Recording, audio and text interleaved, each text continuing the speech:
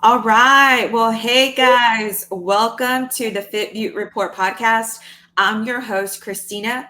In today's episode, I have a very special guest here who is going to be talking to us about her NFT project, Taco Gato. So, Bridget Moore, thank you so much for joining me on today's podcast episode. So, Bridget, tell me a little bit about your background and how did you become or get into being a woman in Web3? Yeah, thank you so much for having me. It is an honor to be on your show. I actually kind of stumbled upon the Web3 space. My day job for a living, I'm a corporate trainer, business coach. I work with entrepreneurs and building a business, which relates a little bit to what everyone in Web3 is doing, right? They're trying to, kind of build their own side hustle to be able to bring income in for their families. So I fell into it through a friend and started researching it and really saw a need for a project that isn't necessarily, forgive my terminology here, but your typical bro project. Kind of like, what we keep hearing. But, I've got 4 kids myself, and I know there are a lot of other people in this space that didn't necessarily feel like they felt in anywhere. So that's kind of where our project fills the gap. We are trying to make it accessible for everyone and make it a safe space for people to come in if they don't really understand what they're doing yet. Yeah, absolutely. So, how did you come to the understanding and just believe in actual Web3 right now, want to be a part of it, build it out, and be one of the women who are pioneering, the one who are building that, who are in the space before it actually, becomes more mainstream than what it is now? Yeah. When I first got into it, one of the first projects that I got into was crypto checks. And the first project being in their server and kind of learning about crypto checks. And are we getting feedback? Sorry about that. I'm trying to share it on my Facebook page. No worries. At first I thought it was me echoing in my microphone, but so I started really researching first before really jumping into the project itself. And my first experience was crypto chicks, and I noticed that a lot of crypto chicks holders were not women. And I assumed going in that it was a bunch of women, which I think there are more and more now. But when I got back into it back early fall of 2021, it was a lot of men. And you can kind of feel in a community who you're talking to, even though you can't see them. So that's kind of why I said, all right, here, what's really happening? Because, we have these projects that we feel, and don't get me wrong, I love crypto chicks. I will hold my chick forever. She's one of my favorites. But it's that feeling of where, you're kind of behind that curtain and you're not really sure if it truly is a female-led project or if it's just a PFP that is females and what that looks like. And, obviously with a lot of the different projects, you've got founders coming in and out and artists that may or may not be female. So it's been interesting just over the past 8 months watching how the, quote unquote female led space is moving, because it's really more of a push to, hey, if you're not doxxed, I want nothing to do with you because you may really not be who you say you are. Yeah. And I think that that's, kind of biased, because it is intended to be very transparent on the blockchain. So it's also a form of people using their NFT as their profile picture. And then also too, like many people in the space are taking their profile picture and actually covering up their face with it and posting and then showing all their pictures and everything like that. So I think that that's really hilarious and it's funny. And then also too, just recently, one of Coinbase, their founders just got indicted for insider trading. Did you see that? I didn't read it myself, but I did hear about it. Yes.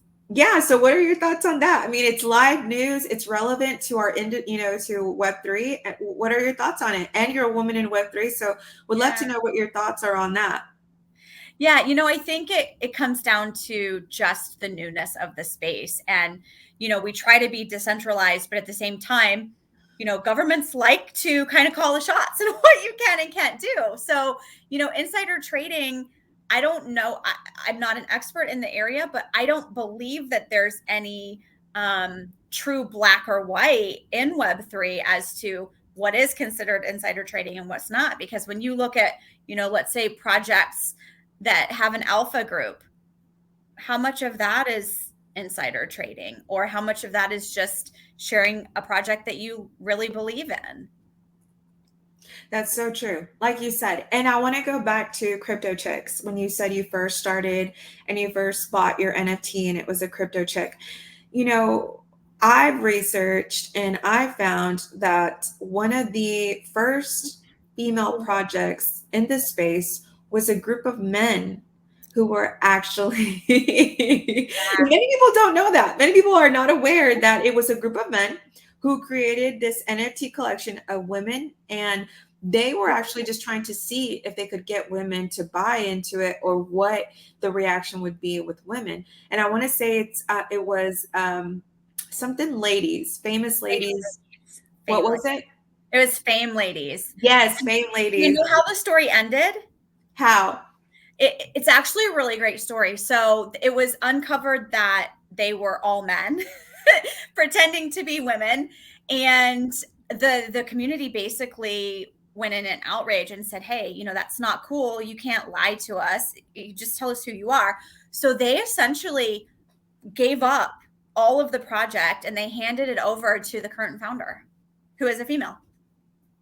Yeah, that was good. I mean, they should, because like it's so funny how that also too ties back into you really believe, that the project is this, but it's just like, why would you want to impersonate women and then a group of women and then base it off of like Web3 is community based, it's not audience based. So that was very interesting to see, but I think that it's really funny that how infamous women actually came into Web3 space, that if it wouldn't have been for a man who did that, I wonder how long it would really have taken us to get there. Probably quite a bit longer than it has. Yeah. Yeah, exactly. So it's always got to be some type of drama happen. Good drama, and I'm glad that it happened. I'm glad that it opened up the doors for women to begin seeing themselves and their projects in this space. So tell me, Bridget, how did you go about forming your NFT? What was the mission behind it? What is your utility? And yeah, just share with us about your NFT. Yeah, absolutely. So I'm actually running the project. Co-founder is my husband. So we work on it together. He's the dev. He is incredible. And you'll see why here in a little bit when I talk about the utility. But we also have a couple other team members that help us with all of the things. But it started really based on the need for a project that wasn't necessarily something you needed to shield your kids from. Our kids range from 8 to 15. So, we really wanted something that could speak to people of all ages. And it's turned out to be really cool because we have other parents that come into our server and they'll bring their kids and they'll do our weekly cat races with us. And we have the kids just waiting all week long to be able to come in and do this silly cat race with us. So things like that are super fun about it. But I think the biggest thing for me is the feedback from the community when they say that people come into a server just to kind of get a feel for the project before they mint. And people will say, I came in just to check you out and I didn't feel any pressure. I didn't feel like everybody was talking about the floor price. Nobody was saying when moon. So it's just kind of a different culture that we've built. And we love that because, we don't really care that we didn't mint out in a week. That's not our goal. Our goal is to be a long-term income stream for our holders, which leads us to what you were asking about utility. Yes, I caring about long term. Many people are like, we just need to buy, we need to flip, make money. And it's like, no, that's not what it's about. Yeah. Yeah. So I don't know if you've had a chance to look at any of our art, but we've got lots of different traits, but we have 9 different tacos. And one of those tacos is a mint taco. And the mint taco came to be because what we're building for utility is called Mint Engine. So I talked about wanting to really be accessible in the space for people that may be new. Maybe, you're coming into the space and you are an artist, but you don't know anything about technology. You can use this platform, Mint Engine, to launch your own project. All you do is you bring the art and you build your community. Everything else is done by this NFT launch platform that we've built. It's the one that we use to launch Taco Gatos.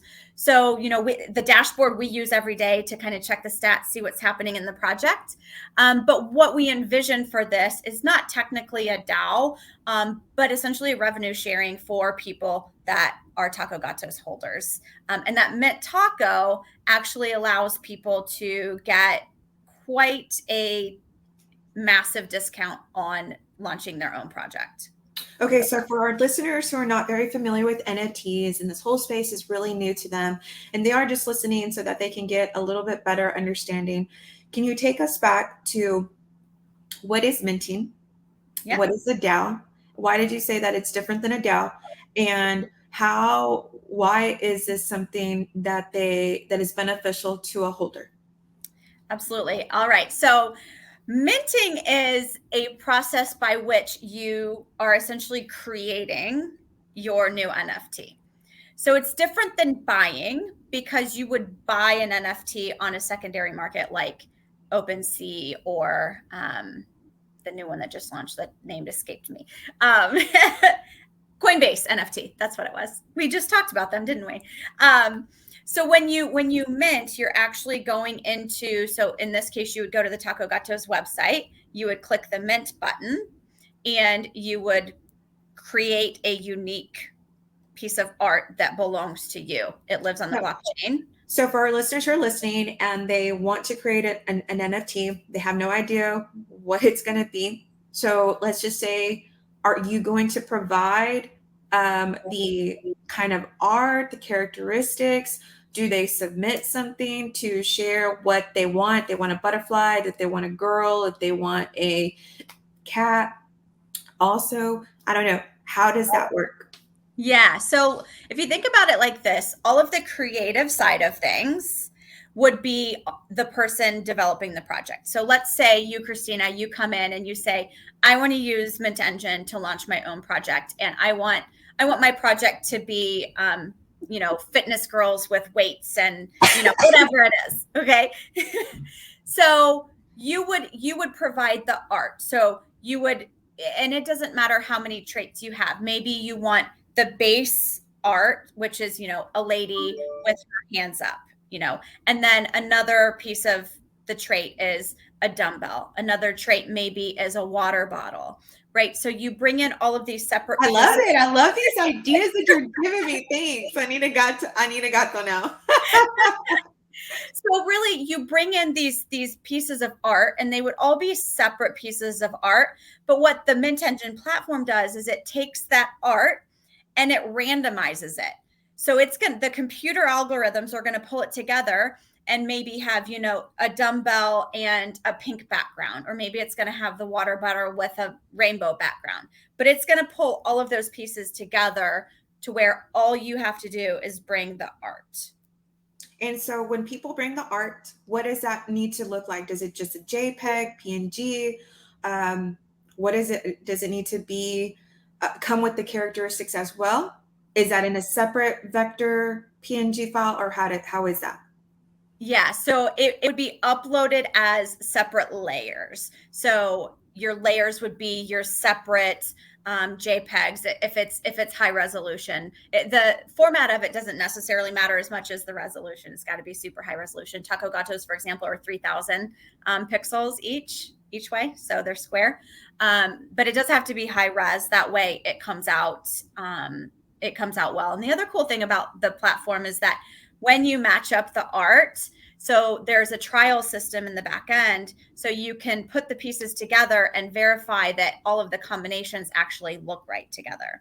So as an example, when we were putting together Taco Gatos, there was we had a trait that had a tattoo. It was a black and white striped shirt with a tattoo on the upper arm, but we couldn't use it because some of the fur were rainbow or leopard, and it just, you couldn't see the tattoo. So things like that you can update once you get them piled in and tested. It's really cool. Yeah, that's really cool. So what was the passion behind helping others to be able to put together their own NFT? And why did you choose that utility? It really started because we, at the early stages, talked a lot about giving back to STEM and STEAM. Again, we're parents. It means a lot to us to get kids involved in, all those things that will help shape the future for all of us. And in thinking about that, we thought, well, wouldn't that be cool if a charity or someone who wants to support a charity could create their own project for that purpose? But if you do that on your own, it's very costly. It's not cheap to launch a project. Right. So that's where our initial thought came from. That's really neat. And people who want to launch their NFTs will only need to purchase an actual NFT gato from you to be able to utilize the platform. Is that correct? It depends on how many gatos they hold and what the traits are of the gatos. All of that's still being defined. We're actually in the beta stages of testing in June. So we're hoping to have all of those details published within the next 3 to 4 weeks. Okay, so then before that, can people still go to the Gato's website, NFT website, to mint, or do they have to wait right now? They can mint a Taco Gatos, but they can't use the Mint Engine platform quite yet. Okay, so the Mint Engine platform is not available yet. It will. When is that going to be available? Definitely third quarter. My husband would kill me by saying this, but fingers crossed July. He's like, don't say any dates. But yeah, we're hoping that it'll be here within the next 4 weeks or so. Okay, awesome. So 3 to 4 weeks, we can expect Taco Gatos are going to be fully launched. Any special parties, any IRL parties, anything that you guys are doing for the launch? So we've already launched the actual Taco Gatos project. The Mint Engine is what's not yet launched. Oh, got it. Okay, so people can go right now to purchase, a gato. Where can they go to purchase the gato? It is tacogatosnft.com. And are you on Twitter? Yeah. Are you guys also on OpenSea? Any secondary markets? Yes. Okay. So now that you know about the mint tacos, if you ever see one on OpenSea, grab it because they're hardly ever listed. Oh, okay. Yes. Okay. And so how many are going to be released? Do you know yet? So it's a collection of 10,000 for the Taco Gatos. We have another unique, what we call utility behind the project as well. So you probably can't notice my shirt because I'm down low, but I have a Cinco de Gatos shirt. Oh, wow, and so any of our holders that have 5 or more gatos, they then get to use what we call our 9 lives functionality. So basically, for someone who may not understand NFTs, let's say you mint a Taco Gatos and you get a trait that you just don't necessarily love. It happens. We can't love every single trait combination. If you have 5 gatos, you can actually go to the website. You can change the traits on your gatos. And that's allowed through the platform because it shows it in your digital wallet. So so what reads the digital wallet that lets you know that it has that there's 5 gatos in the wallet? So the back end that Ryan built, it has the connection to your MetaMask or your Coinbase wallet, whichever wallet you're connecting. So it sees exactly what you have in your wallet and it verifies, and it shows you, once it verifies your wallet, it shows you on the website all of your gatos and which ones are eligible for reincarnation. Oh, reincarnation. That's really neat. Okay. And only the mint gato is the only one you can use the Mint Engine with? Yes. Okay. And how many of those can we expect to see? Will there be many of those? You know what? Because it's completely randomized, we have no idea how many there will be. When we get to 10,000, it could be 800, it could be 1,500. We don't know. Okay. Oh my goodness. So that's good. So that's like something. So you guys are launched right now. So people can buy their Taco Gato. And what are the Taco Gatos going for right now? 0.05 Ethereum. 0.05 Ethereum. Can you tell us how much that is in fiat cash? In USD, let me just do the calculation today. I think I saw that ETH was at 2,900 this morning. No, I'm sorry. 2,200? Is that what it was Yes. at? I have it on my cell phone too. Like that's the first thing I look I usually get the notification on my watch. Let's see here. And crypto is for another time. Right. Yeah, I feel like the crypto is it's so separate than an actual NFT. So that's great that you have wonderful utility that's attached to the NFT, so that people can recognize and realize that there's much more to gain with an NFT than just purchasing a JPEG or buying an NFT JPEG in their wallet in hopes that they can flip it, sell it. I feel like sometimes that's what some NFTs are created for, but like yours is not. It has a little bit more utility, so you do want to hold on to it for longer term. Because once they do sell it, let's say they had a mint taco, they no longer have access to the mint engine, right? Correct. Yeah. And that would, so allowing a holder to benefit from the mint engine, they could purchase a Taco Gato. And if they have a project that they would like to create, it eliminates a lot of work that you guys are providing with your NFT. Yeah, absolutely. How much work does that eliminate? So for those of those who don't know, I have an NFT, but my NFT, I just have one, and it's just she's just a baddie on the blockchain. She hasn't been minted. That was just me, my proof of work to show others that I can do it. I'm not an artist. I don't really have a collection per se, because I really was also wanting to create something that had a real utility, a real meaning behind it. And I just have not been able to get to that point with my actual project or with, a collection that I want to come out with. So tell us how much, I know how much work it takes, but coming from an actual co-founder who has a collection, you have a founder and a husband who is a developer for Web3, which it's so amazing. That's so cool. How has the process been and the work that it takes, and how helpful is this to eliminate a lot of the work and the stress for people who want to join the community, get to know the owners, the founders, which is you and your husband, be a part of the community, and utilize the utility that comes along with the engine. Yeah, we started back in, August or September of 2021, and we started minting at the end of January, almost February. So it was a good 5 months before we were even at the point where we were able to mint. And that's with him completely building everything from scratch, pulling in the art from scratch. So I think most projects you're looking at kind of a 6-month turnaround from inception to launch.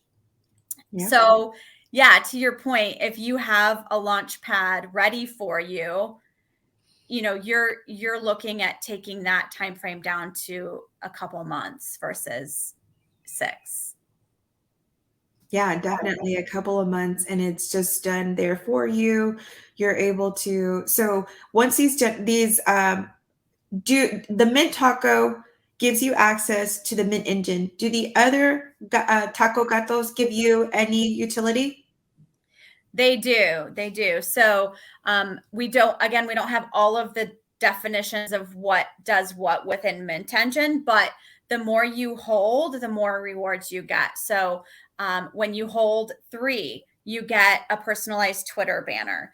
When you hold, what was it? When you hold 10, you get merch. There's things that come with holding higher levels.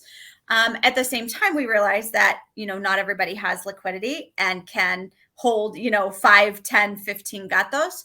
So we also have an XP system within our community to where when you're coming and you're hanging out and you're doing our cat races or you're doing our Taco Tuesday trivia, any of the things that we do as a community every week, you are an XP for being in the server.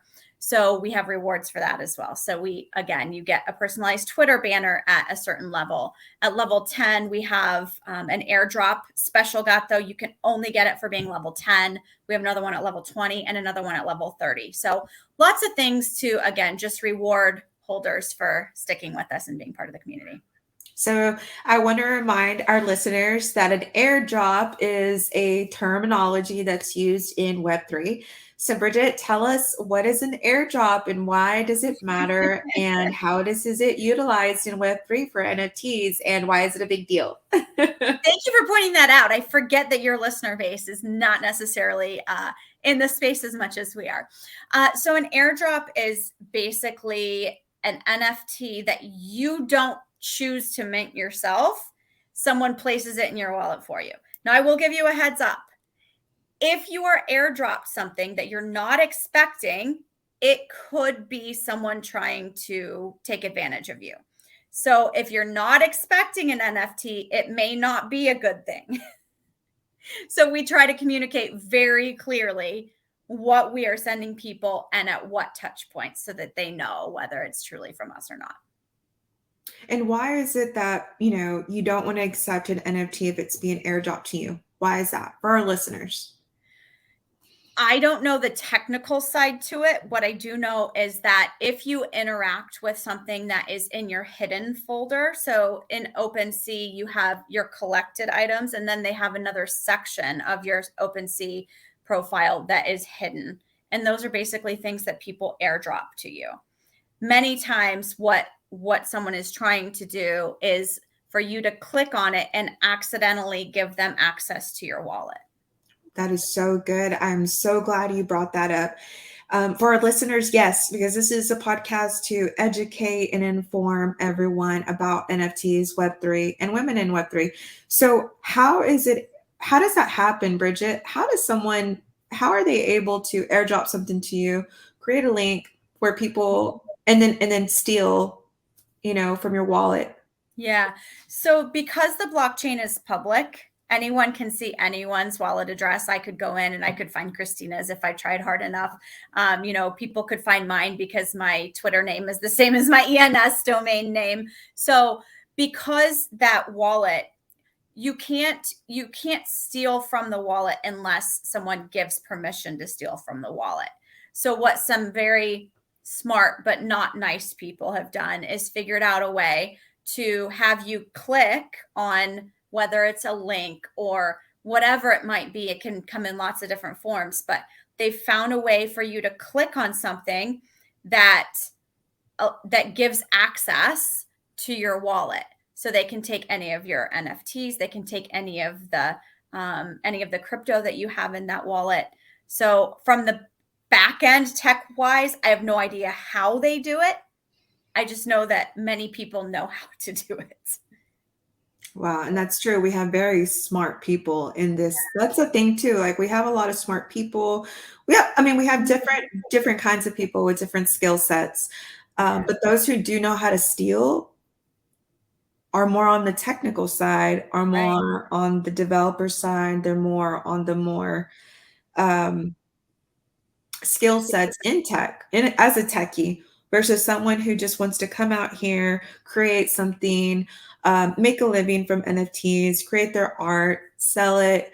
Like many women who are actually taking advantage of this and not advantage, but taking this as an opportunity to provide for themselves and for their family, who have gained much success in this space and have had holders that purchase them and buy from them. But then there's others who are utilizing this space to take advantage to get some crypto. And so have they stolen NFTs? I haven't heard of any. Have NFTs been stolen?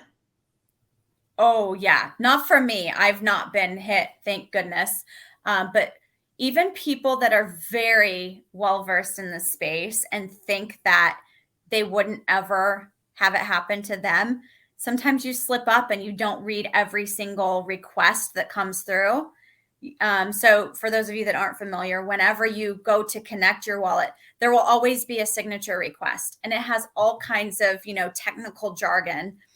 And so if you don't understand what that means, sometimes it can lead to bad things.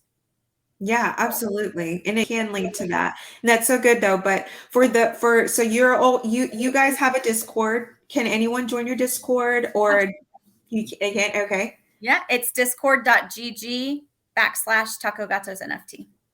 Taco Gatos NFT. Awesome. And are you in the Discord? Can people chat with you? Every day. Every day. Yeah. I mean, if you like to come and hang out with fun people, we have our Taco Tuesday trivias, 9 p.m. Eastern time. On Thursdays, we have our cat races at 9 p.m. Eastern time. And then we do Twitter spaces from time to time, not always set in stone, but. Awesome. That is so cool to hear. And when can we expect the mint engine? You said 3 to 4 months. You said by July, 3 to 4 months. Third quarter of 2022 for sure. Awesome. And also too, I forgot, you didn't let us know how much is it ETH or how much is it in fiat? Yes. So if we're looking at 2,900, which I don't believe it's that high right now, that's $145. If you're looking at 2,200 ETH to $1, then you're looking at about $115. I just like how you did that. I like how you're just like 2,900, because many people will be like, well, what is 0.5 of an ETH? And it's like, well, what is the actual total value of the ETH that, right. So then take that and then make the 0.05, and that's how you come up with the actual value in cash. Basically, it's on sale if ETH is at 2,200. Exactly. That's exactly right. There's no damn. Because we all love a good sale. We do. We definitely do. You need to buy when it's low so that when it goes back up, yeah, everyone can gain from it and it'll be a good thing.